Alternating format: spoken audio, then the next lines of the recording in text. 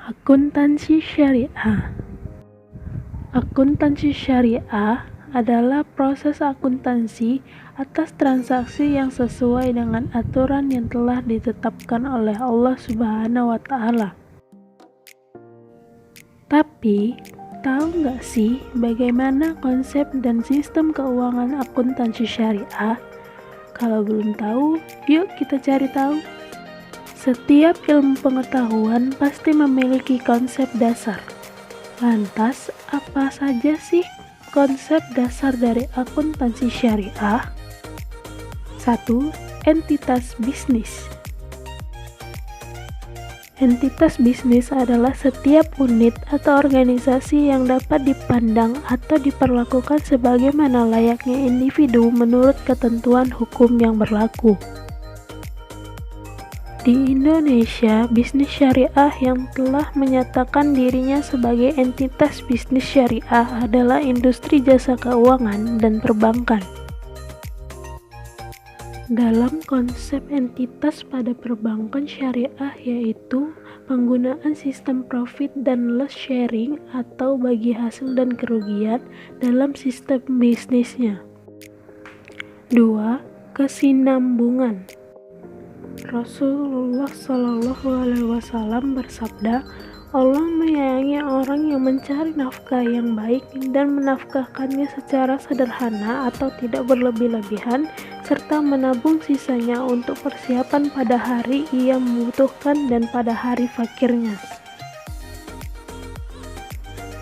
Dari sini dapat dipahami bahwa perhitungan zakat itu berdasarkan kesinambungan atau kontinuitas sebuah perusahaan dan bukan berdasarkan likuidasi suatu perusahaan. 3. Stabilitas daya beli unit moneter. Pentingnya menilai aktivitas ekonomi dan mengesahkannya atau menegaskannya dalam surat-surat berdasarkan kesatuan moneter dengan memposisikannya sebagai nilai terhadap barang-barang serta ukuran untuk penentuan harga dan sekaligus sebagai pusat harga. Mempertimbangkan bahwa uang yang biasa dipahami dalam akuntansi konvensional adalah uang kertas dan logam yang rentan terhadap ketidakstabilan, maka satuan moneter yang memenuhi syarat adalah mata uang, emas, dan perak. Mata uang, emas, dan perak tidak mengenal dikotomi nilai nominal dan nilai intrinsik. 4. Periode akuntansi. Salah satu tujuan dari akuntansi syariah adalah perhitungan zakat. Zakat diwajibkan ketika harta telah mencapai nisab dan haul. Nisab adalah jumlahnya, sementara haul adalah periodenya, yang merupakan setahun. Periode akuntansi syariah mengikuti haul zakat yaitu setahun. Oke guys, sebelum lanjut, like, comment, dan subscribe channel ini ya guys, karena subscribe itu gratis, dan jangan lupa share juga. Selanjutnya, sistem keuangan syariah. Bagi agama Islam, harta adalah amanah yang dititipkan oleh Allah Subhanahu wa Ta'ala, tentunya untuk digunakan oleh manusia dalam jalur kebaikan dan dimanfaatkan seoptimal mungkin.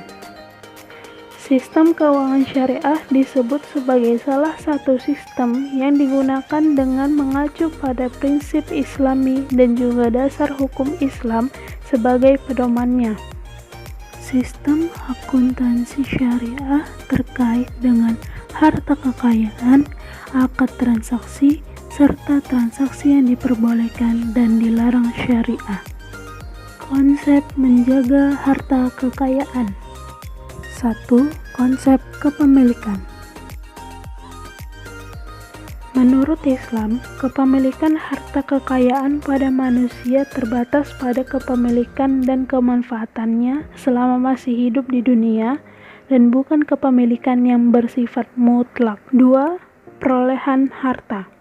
Kegiatan perolehan dana pada sistem keuangan syariah perlu memperhatikan beberapa hal, seperti mudarabah, salah, murabahah, istisna, musyarakah, ijarah, dan lain-lain. 3. Penggunaan dan pendistribusian harta.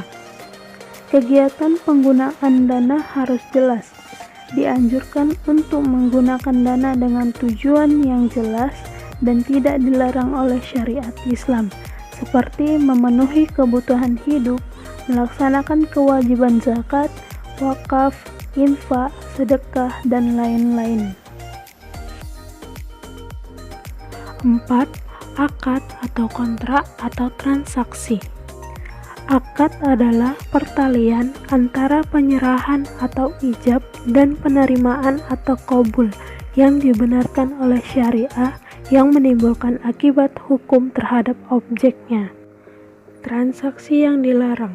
Transaksi yang dilarang syariah seperti riba, penipuan, perjudian, transaksi yang mengandung ketidakpastian atau gharar, dan lain-lain. Rekayasa permintaan atau bayan najisi. An-najsi adalah merekayasa permintaan di mana satu pihak berpura-pura mengajukan penawaran dengan harga yang tinggi agar calon pembeli tertarik dan membeli barang tersebut dengan harga yang tinggi, yaitu seperti suap, at-ta'alluq atau penjual bersyarat, bai al-inah atau pembelian kembali oleh penjual dari pihak pembeli, jual beli dengan cara talaki al-rukban. Terima kasih buat yang sudah menonton. Semoga bermanfaat. Bye.